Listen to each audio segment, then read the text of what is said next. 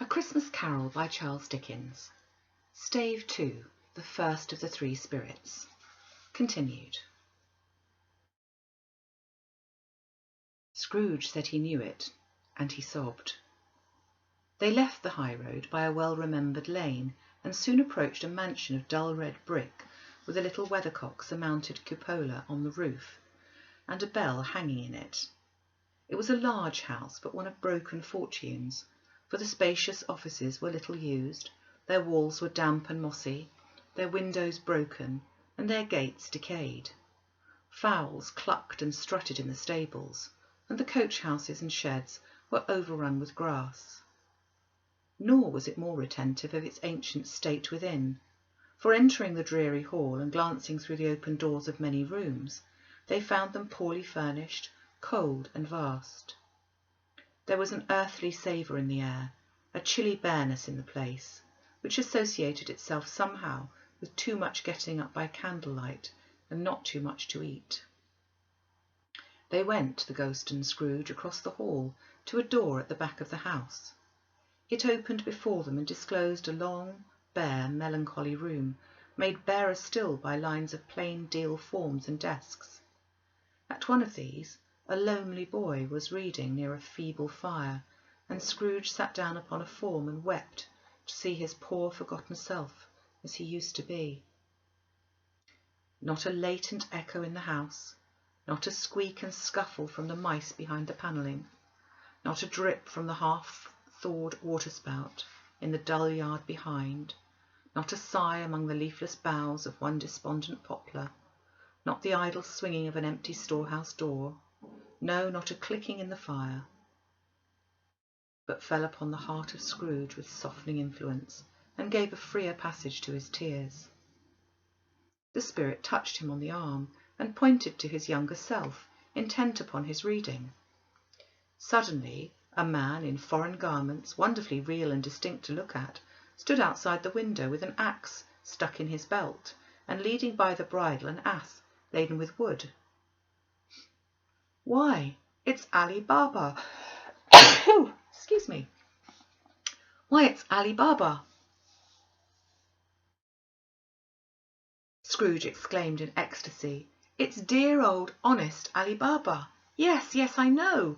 One Christmas time, when yonder solitary child was left here all alone, he did come, for the first time, just like that. Poor boy! And Valentine," said Scrooge, "and his wild brother Orson, there they go. And what's his name, who was put down in the drawers, asleep at the gate of Damascus? Don't you see him? And the Sultan's groom turned upside down by the genie. There he is upon his head. Serve him right, I'm glad of it. What business had he to be married to the princess?" To hear Scrooge expending all the earnestness of his nature on such subjects, in a most extraordinary voice, between laughing and crying, and to see his heightened and excited face, would have been a surprise to his business friends in the city indeed. "There's the parrot," cried Scrooge, "green body and yellow tail, with a thing like a lettuce growing out the top of its head. There he is. Poor Robin Crusoe, he called him, when he came home again after sailing round the island. Poor Robin Crusoe, where have you been, Robin Crusoe?" The man thought he was dreaming, but he wasn't. It was the parrot, you know. There goes Friday, running for his life to the little creek. "Hello! Hoop! Hello!" Then, with a rapidity of transition very foreign to his usual character, he said, in pity for his former self, "Poor boy," and cried again. "I wish," Scrooge muttered, putting his hand in his pocket and looking about him after drying his eyes with his cuff, "but it's too late now." "What's the matter?" cried the spirit. "Nothing," said Scrooge, "nothing. There was a boy singing a Christmas carol at my door last night. I should like to have given him something, that's all." The ghost smiled thoughtfully and waved its hand, saying as it did so, "Let us see another Christmas." Scrooge's former self grew larger at the words, and the room became a little darker and more dirty. The panels shrank, the windows cracked, fragments of plaster fell out of the ceiling, and the naked lathes were shown instead. And how all this was brought about, Scrooge knew no more than you or I do. He only knew that it was quite correct, that everything had happened so, that there he was, alone again, when all the other boys had gone home for the jolly holidays. He was not reading now, but walking up and down despairingly. Scrooge looked at the ghost, and with a mournful shaking of his head, glanced anxiously towards the door. It opened, and a little girl, much younger than the boy, came darting in, and putting her arms about his neck and often kissing him, addressed him as her dear, dear brother. "I've come to bring you home, dear brother," said the child, clapping her tiny hands and bending down to laugh. "To bring you home, home, home." "Home, little Fan?" returned the boy. "Yes," said the child, brimful of glee. "Home for good and all. Home for ever and ever. Father is so much kinder than he used to be, that home's like heaven.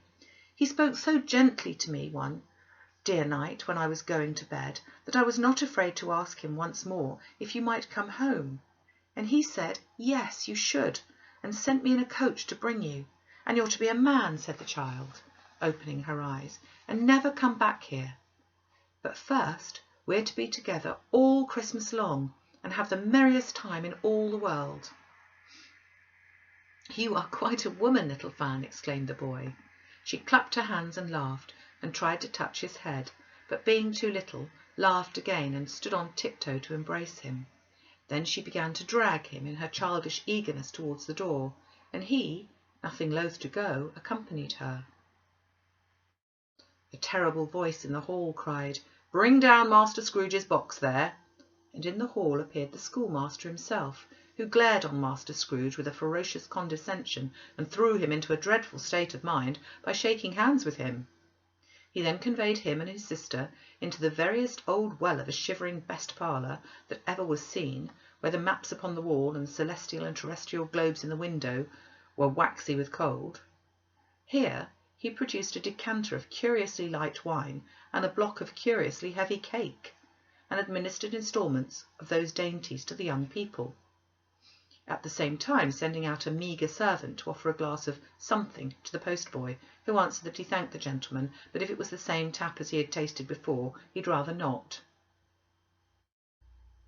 Master Scrooge's trunk being by this time tied on the top of the chaise, the children bade the schoolmaster good-bye right willingly, and getting into it, drove down the garden sweep, the quick wheels dashing the hoarfrost and snow from off the dark leaves of the evergreens like spray.